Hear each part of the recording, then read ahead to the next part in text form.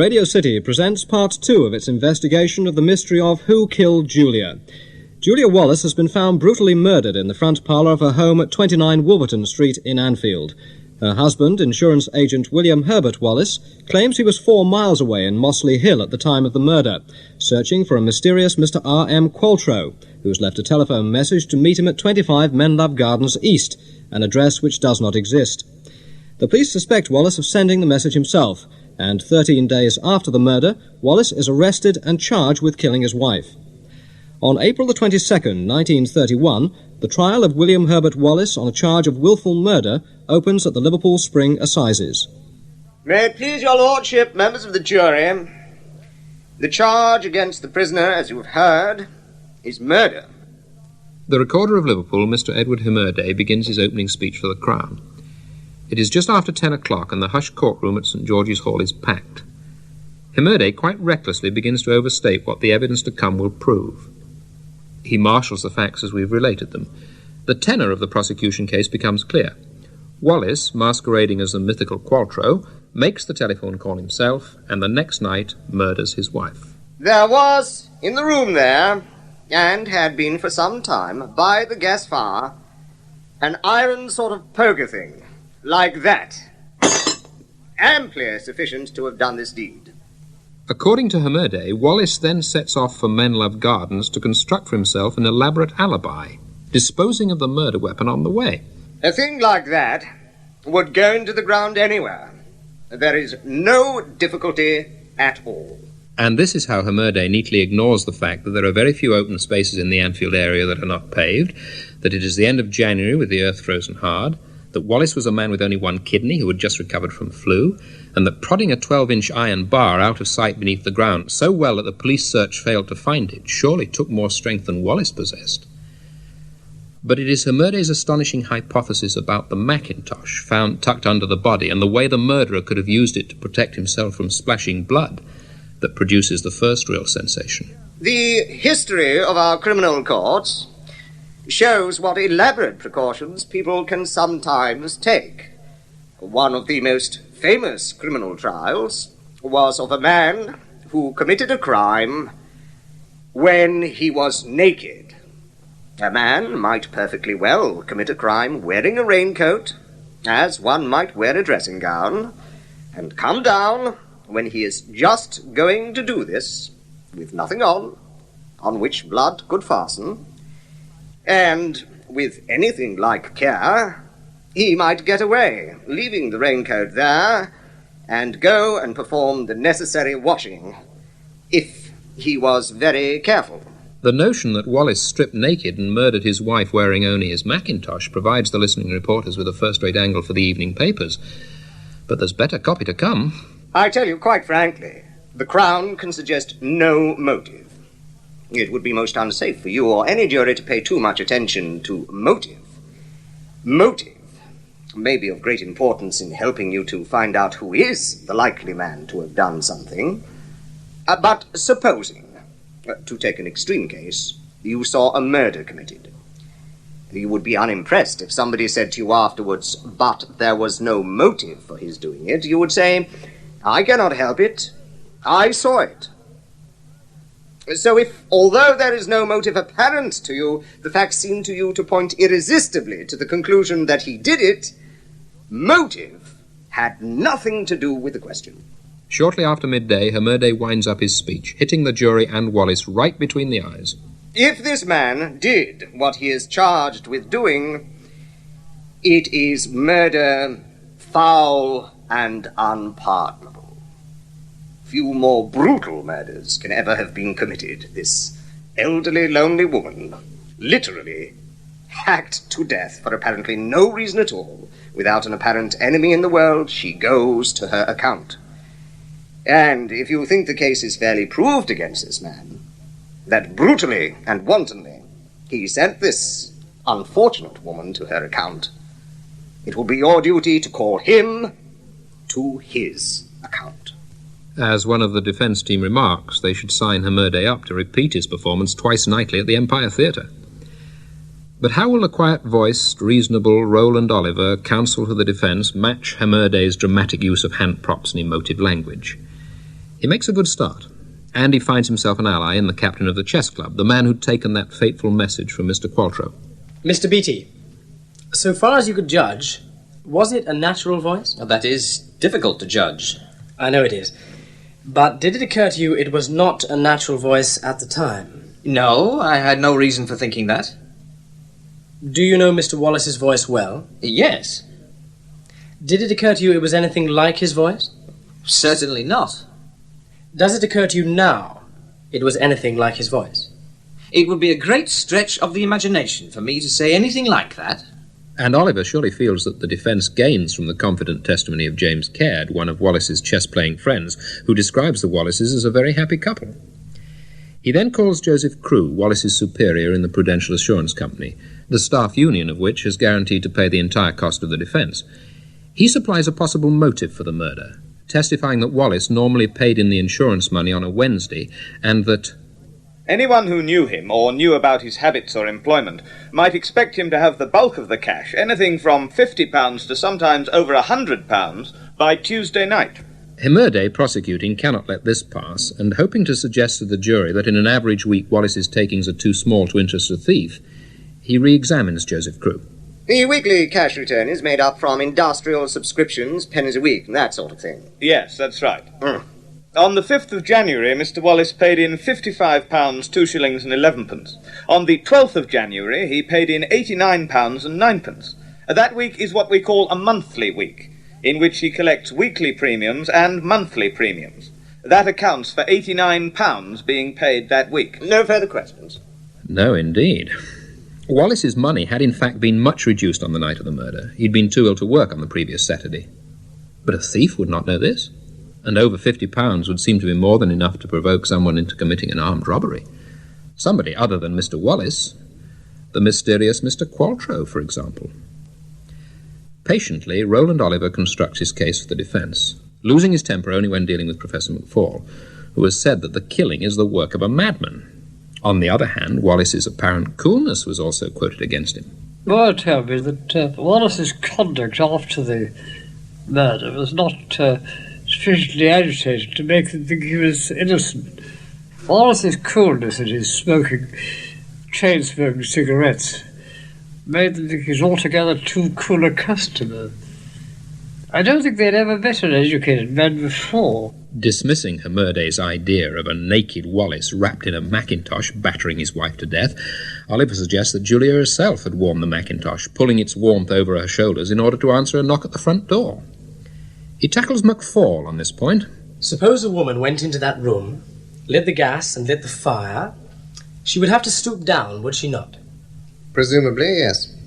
If she had that coat around her and the gas fire was alight, and she fell when she was struck so as to burn her skirt in the fire, do you not think it is quite possible that the mackintosh swung round on the fireplace and caught fire? There is the possibility. Her hair was pulled away from her head, was it not? All up. Yes. Do you not see the possibility of someone having grasped her by the hair to pull her away from the fire? Yes. Where her clothes were burning? I don't know about the burning. It is said that my client tried to destroy the mackintosh by burning it because it was his. That would take time, would it not? I'm not an authority on the burning of mackintoshes. Then we will have to leave that to our general knowledge. Roland Oliver could submit that there is no case for the defence to answer, but chooses not to do so. I regret that we didn't submit no case to answer to the judge at the end of the prosecution trial. I always thought we should do, and I differed from Mr. Roland Oliver, who later became a judge, on that point, and had a slightly heated discussion with him. He thought it a dangerous to submit no case, because he thought that if the judge ruled against it, it would have a very bad effect on the jury. In Oliver's speech for the defence, he points out that there is no evidence that Wallace made the mysterious telephone call to the chess club. If he did not send that message, he is an innocent man. And how can it be said that the prosecution have even started to prove that he sent it? And Oliver asked the jury to remember Wallace's undoubted affection for his wife, the utter absence of motive, his condition of comfort as far as money was concerned, his character. This is the man who you are asked to convict of murder. And this is the man to whom I am now going to ask you to listen. The whole truth, and nothing but the truth, so help me God. I suppose I must put this question to you.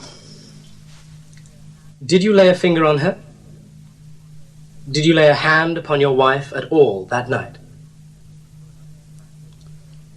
I think, in going out of the back door, I did what I often enough did.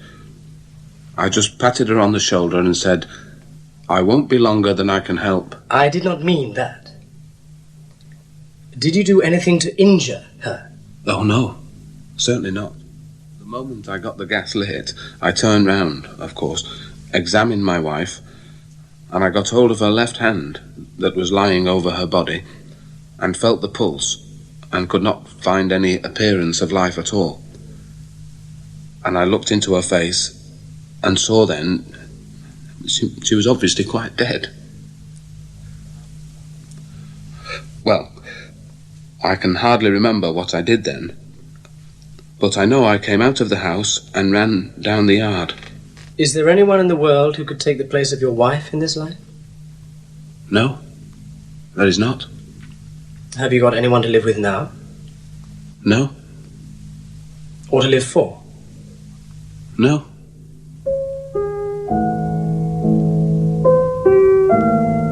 During Hammurday's closing speech, Wallace has hardly moved.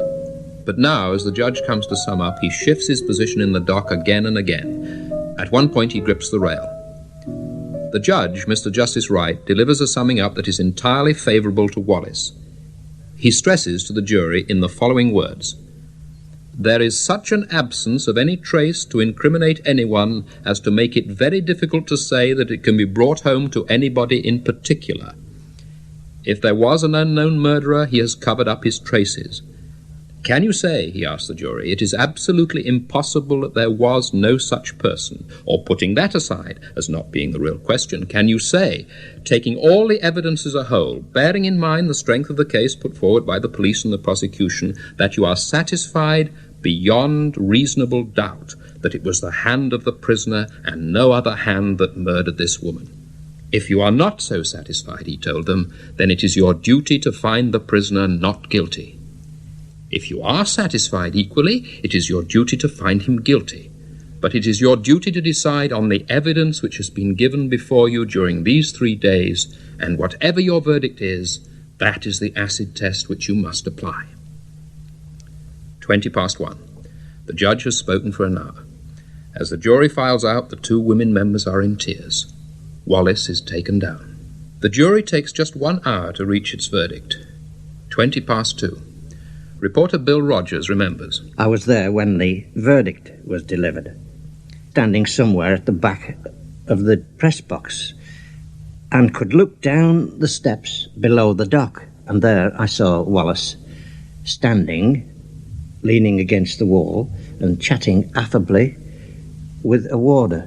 No one would have dreamed that he was waiting for a verdict that might result in death. He took off his glasses and began to clean them very, very carefully. And there seemed to be one speck which occupied his attention continuously.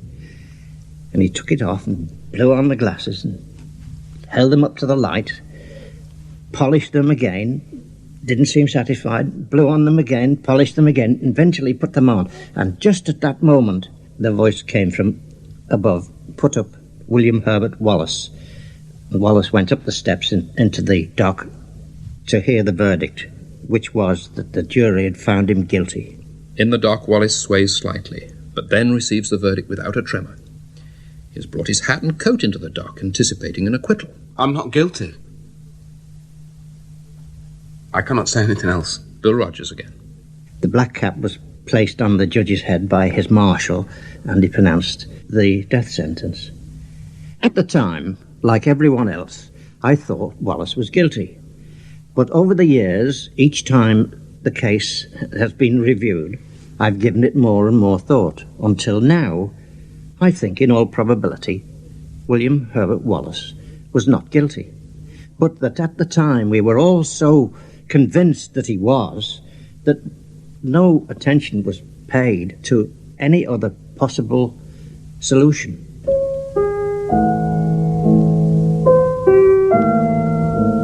Wallace is driven back to Walton Jail. He starts to cry. He's still crying as, wearing the special grey uniform of a prisoner awaiting execution, he's led to the condemned cell. The date for the execution of William Herbert Wallace is set for Tuesday, the 12th of May. But within a few days of his conviction, Wallace's lawyers lodge notice of appeal, which has its basis in the first paragraph of the document signed by Wallace and delivered to the appeal court registrar. The verdict was unreasonable and cannot be supported having regard to the evidence. The whole of the evidence was consistent with Wallace's innocence, and the prosecution never discharged the burden of proving that he and no one else was guilty. This means that for the appeal to succeed, the appeal judges will have to go against the decision of the jury, to say in effect that the jury has made a terrible mistake. This is something that has never happened since the Court of Criminal Appeal was set up in 1907. The appeal is set for Monday the 18th of May. At 3:30, the speeches from counsel complete, the three judges unexpectedly retire. Usually, judges of appeal don't retire before announcing a decision. 4:15. The Lord Chief Justice, Lord Hewitt, leads his two fellow judges back into the court. Wallace is ushered in, looking tired and worn. The judgment, running to just over 300 words, takes 14 minutes to deliver. The pace at which Lord Hewitt delivers it strikes everyone as totally sadistic. The conclusion to which we have arrived is that the case against the appellant, which we have carefully and anxiously considered and discussed, was not proved with that certainty which is necessary in order to justify a verdict of guilty.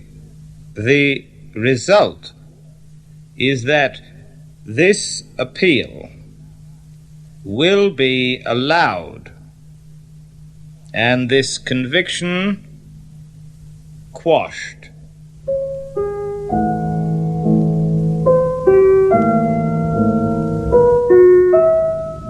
So it was that William Herbert Wallace became the only man in English legal history to cheat the gallows by having a jury's verdict overturned on appeal. Less than 2 years later, in 1933, Wallace died of kidney disease. He was buried alongside his wife in Anfield Cemetery, leaving behind him the mystery of who killed Julia. Daisy, come here. Daisy, come there. Is he alive? Do you know? Either in hell or the Prudential, that old elusive Paltrow. Roger Wilkes takes up our investigation. Our inquiries led us to a cottage on a Welsh hillside where an old man died in April 1980. This man was suspected by Wallace of having killed Julia. In his book on the Wallace case, author Jonathan Goodman, on the advice of his publishers, referred to the man as Mr. X. Tonight, that name can be revealed. His name was Richard Gordon Parry. Wallace and Gordon Parry had known each other for some 2 years. It was hardly a friendship. The two men came from totally differing family backgrounds and age groups. Parry was 30 years younger than Wallace. Just over a week before the murder of Julia Wallace, Parry had celebrated his 22nd birthday. As far as we know, the two men first met in December 1928, when Parry, like Wallace, was working as an insurance agent for the Prudential. Wallace had been confined to bed with bronchitis, and for about 3 weeks, Parry took over part of Wallace's collection round, working the Clubmoor district for 2 or 3 days a week. During this period, he would often call at Wallace's home in Wolverton Street to discuss business, and became familiar with the Wallaces' domestic arrangements. He also struck up an acquaintanceship with Julia Wallace, whom he described as a very sweet, charming woman. While Parry was doing the rounds of Clubmoor, Wallace, checking the books in his sickbed, began to notice slight discrepancies. Wallace spoke to Parry about this. It seems Parry was short of small amounts when paying in, and he hadn't entered all the sums collected in the book. Confronted with this, Parry apologized and said it was an oversight. He made up the shortfall himself. Later, Wallace learned that this was not the first time that Parry had had his fingers in the Prudential till. Hal Brown worked for the Pru at the time and knew Wallace and Parry well. I was 18 years of age at the time.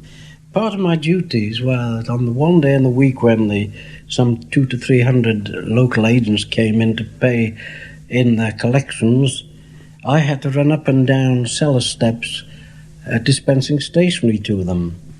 I remember being terribly shocked when I heard of the murder and that Mr. Wallace had been arrested for it, because to me and to most of his colleagues, he was absolutely the wrong type to do a thing like that. One particular thing that stuck in my mind was knowing that Wallace had, not long before, had a kidney removed. He would not be able to move very quickly. In fact, he didn't. He was a slow mover. To think that he could possibly have raced around Liverpool creating an alibi for himself was just unthinkable. I was sitting in the Olympia Cinema on the Saturday afternoon when the verdict was announced, and it was put up on the screen, W.H. Wallace found guilty, sentenced to death.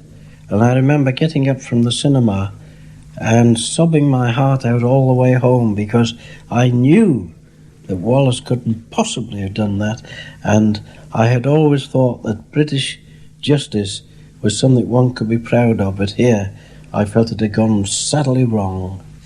The next time I saw him was when he came out of prison, discharged, and the Prudential returned him to a job in the office instead of on an agency. He was with me in an office to the rear of the Prudential building. We worked together and got to know each other a lot better. He received loads of scurrilous letters, and he'd say, "Brownie, read through these for me, will you, and just give me the ones you feel I should see." And I used to open those letters, and some of the vile rubbish that people wrote. And whilst one or two of those letters were sympathetic, the rest were vindictive and nasty.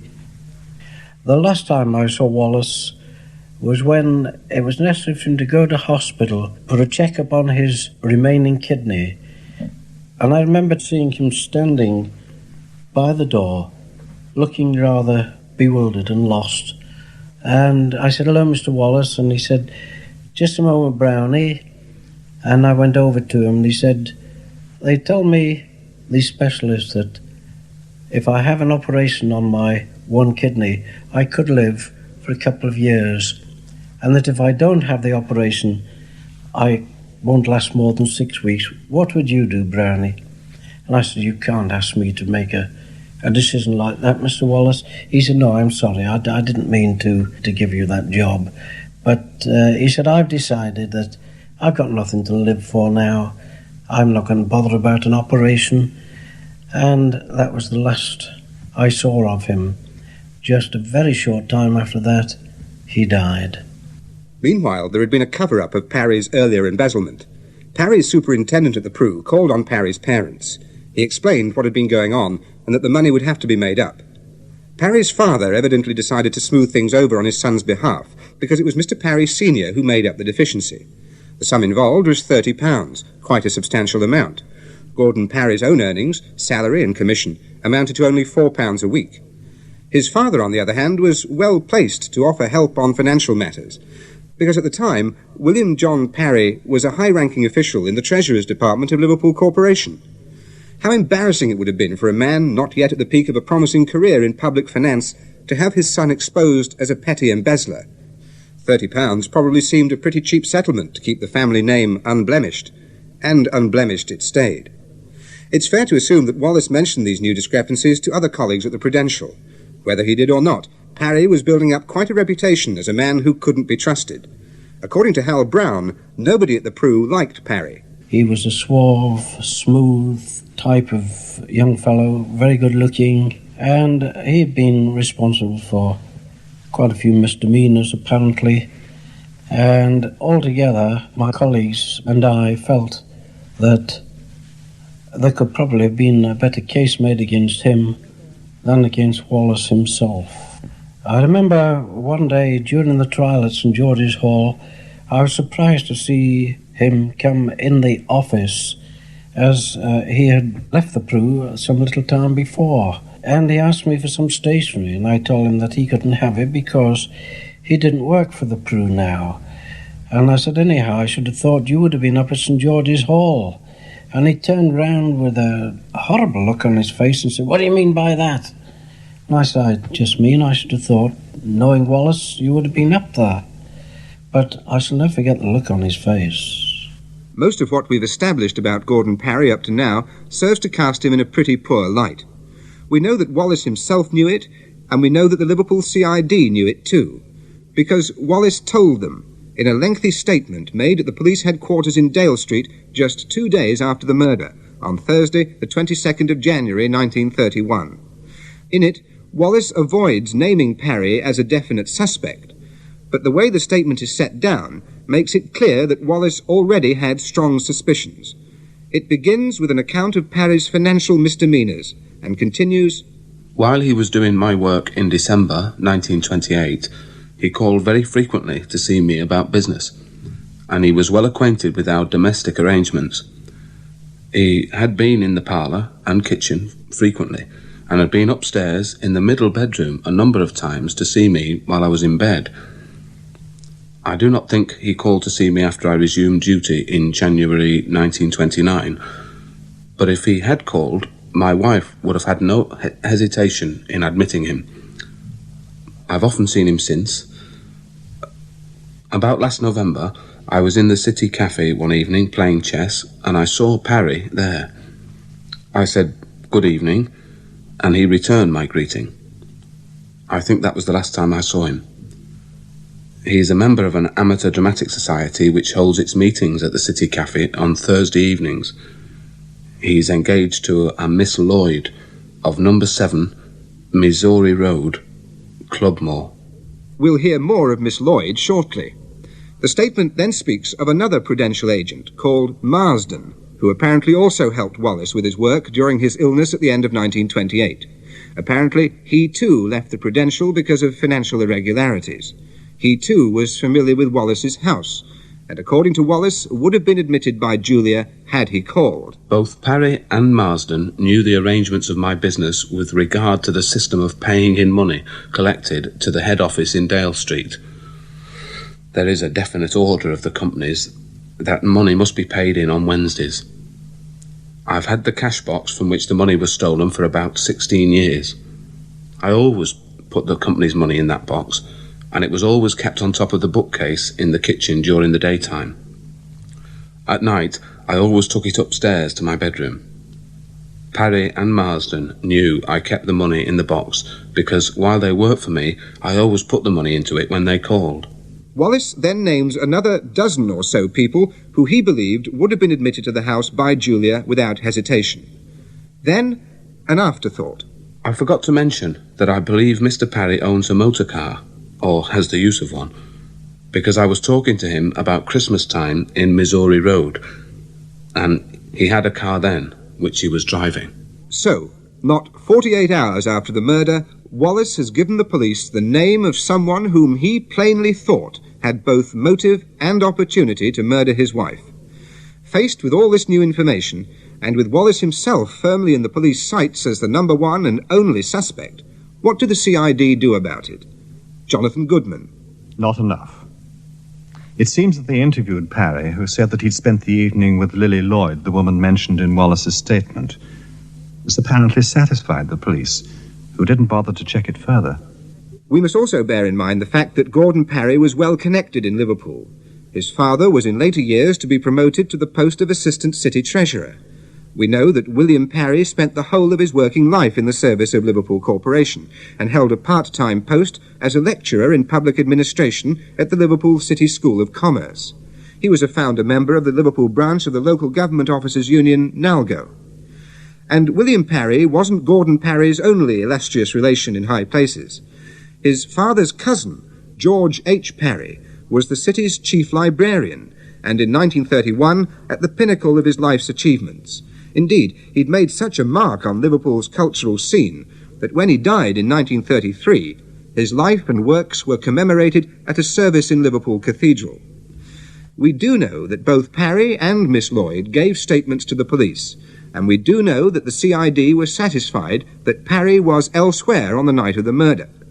No doubt the head of the CID, Superintendent Moore, mentioned this fact to one of his daughters, knowing that it would particularly interest her. The daughter, Imelda, just happened to be Parry's father's typist. 2 years after the murder, when Wallace himself was dead, we know that Parry jilted Miss Lloyd. She promptly went to see Wallace's solicitor, Hector Munro, offering to sign an affidavit saying that the alibi she'd given Parry for the night of the murder was quite untrue, and indeed impossible, as the police could have discovered for themselves had they only taken the trouble. Miss Lloyd worked as a pianist in a cinema in Clubmoor, and was there for the whole of the evening in question. But the affidavit was never sworn. Why? Hector Munro. Wallace was dead at that time, and I had no client. A solicitor in England doesn't act without instructions or just out of the blue, so to speak. I was very busy, and I had finished with that case, you see.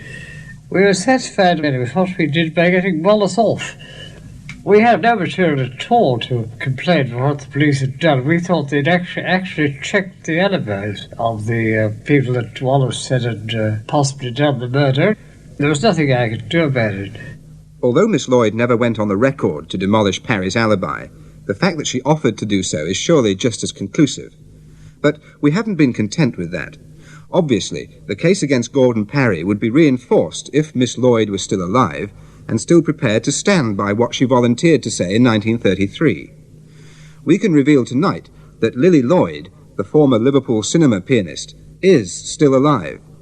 Now aged about 70, she's a widow, living not in Liverpool, but in the Isle of Man. We managed to trace her with the help of two women who knew her during her late teens in Liverpool. During the researching of this programme, in mid-November last year, we telephoned Lily Lloyd and asked for an interview.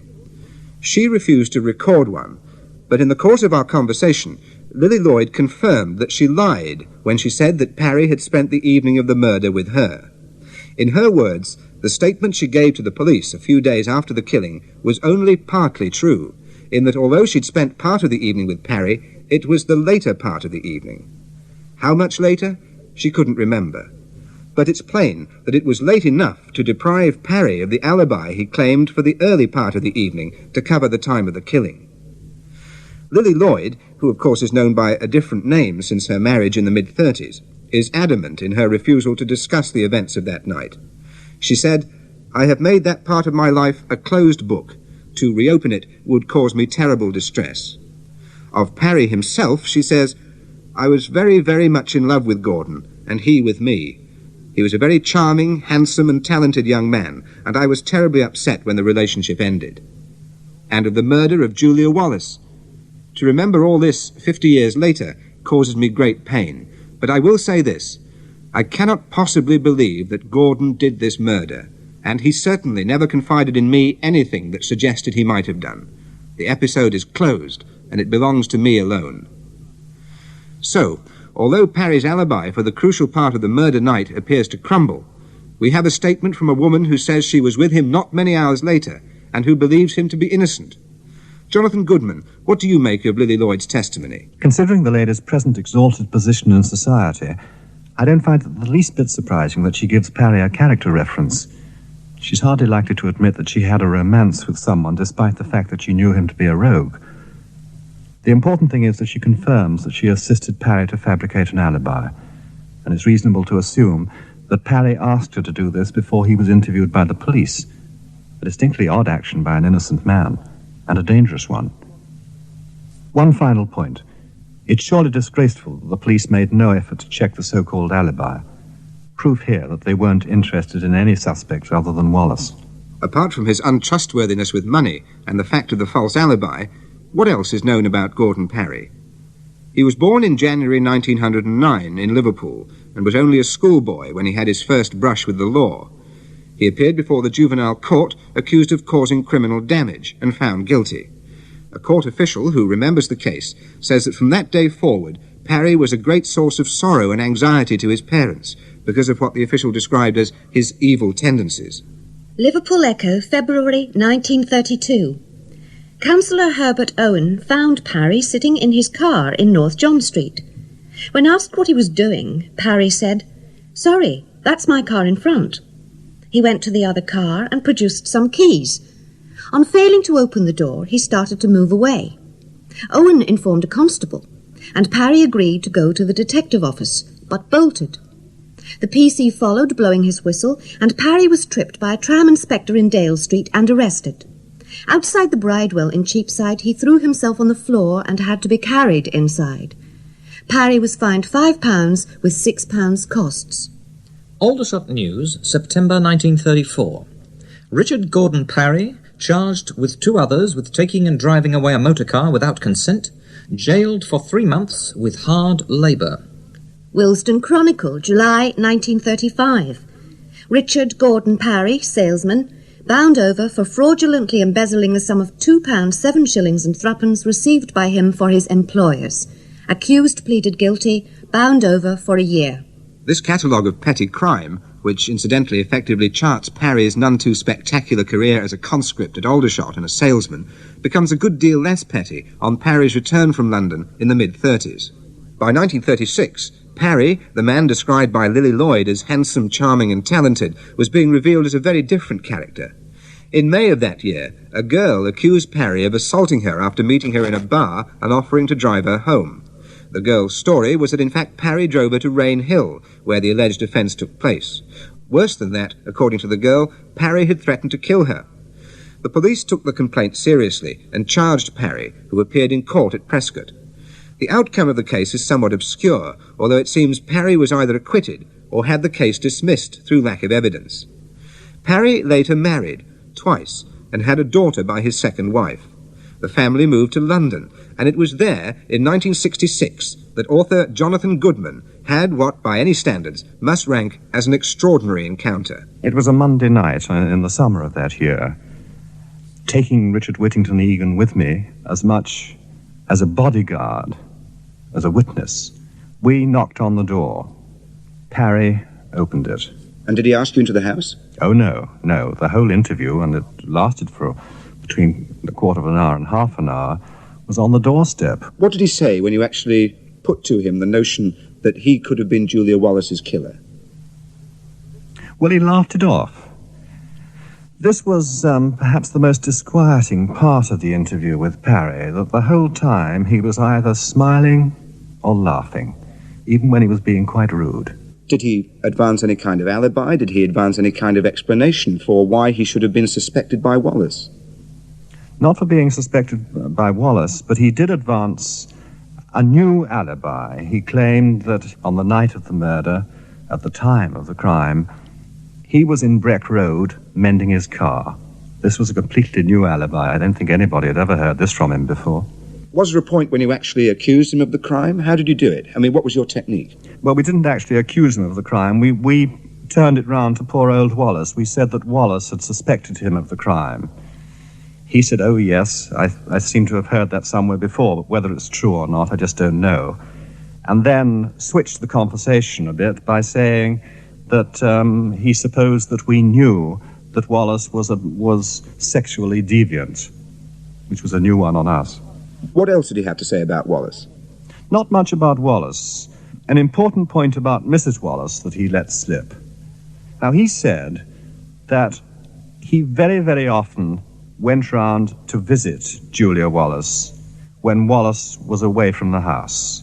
He claimed that he went round there in the afternoon, and he sang while Julia accompanied him on the piano. Now, Wallace knew nothing about this, and one wonders if it's true. Why Julia never said anything to her husband? Why didn't you include the interview in your book, and why was Parry, throughout the book, referred to as Mr. X? Well, for the simple reason of the laws of libel. If we had named him, there was the chance that he could have sued me for libel, and there's no greater libel, surely, than saying that somebody is a murderer. You and Richard Whittington Egan are quite convinced that on that evening in 1966, you beheld Qualtrough, but Parry himself was of the opinion that Wallace was the killer. That's true. Although, of course, one wouldn't expect him to say anything else. I have no doubt that night we met a murderer. Jonathan Goodman firmly believes that he came face to face with the man who murdered Julia Wallace. After several months researching this program, we're convinced of this much, that Parry, not Wallace, should have been the man in the dock. He had a motive, two motives in fact, He had a grudge against Wallace, who'd reported him for cooking the insurance books, and he desperately needed money, the kind of money he thought he'd find in Wallace's cash box. He had opportunity. Mrs. Wallace would have let him into the house, and, most unusually in those days, he had a motor car, or at least the use of one. Whoever did the murder would have been drenched with blood. No one disputes that, and a car would seem the most practical way of making an escape. The telephone caller, Qualtrough, was the murderer. Again, there's no doubt about that, and the caller would have had to put on a pretty convincing act. Parry, we know, was an amateur actor, a member of a dramatic society that met, like the Central Chess Club, at the City Cafe in North John Street, where Wallace's chess fixtures were posted up for anyone to see. Of course, in a case so old, it's just impossible to assemble convincing evidence against anyone, but the questions remain. If the police had kept an open mind about the identity of the killer and pursued all the leads with the same diligence, would Parry's alibi really have held water? And should William Herbert Wallace or Richard Gordon Parry have been standing in that dock at the Liverpool Spring Assizes, facing a jury charged with seeking the answer to our question, who killed Julia?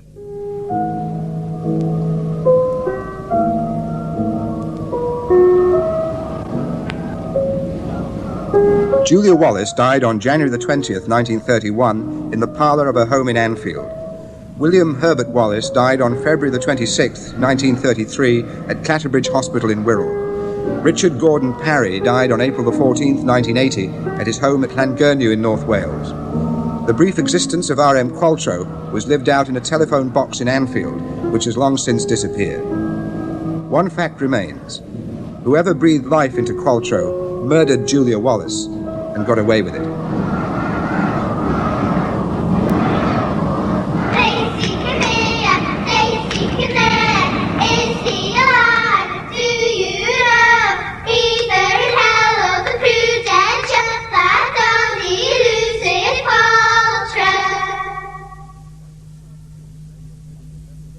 That was part 2 of Radio City's investigation into the murder of Julia Wallace. Who Killed Julia was presented by Roger Wilkes and narrated by William Gaunt. The programme was written by Roger Wilkes with dramatisation by Leslie Clive. The interviews were conducted by Michael Green. The part of William Herbert Wallace was played by Peter Postlethwaite. Mrs. Wallace was played by Julia North. Mr. Johnson was Chris Bond, and Mrs. Johnston was Valerie Lilly. Samuel Beattie was played by Paul Harmon, Edward Hemedy by Stuart Richmond, Roland Oliver by Sam Dale, and Professor McFall was Neil Cunningham. Studio engineering was by John Gorry and Steve Kelly. The programme was produced by Bill Morrison. Tomorrow night, Radio City reveals for the first time dramatic new evidence that has been uncovered in an entirely new programme called Conspiracy of Silence. Don't miss the concluding part of our investigation, Who Killed Julia, tomorrow night at 6:30.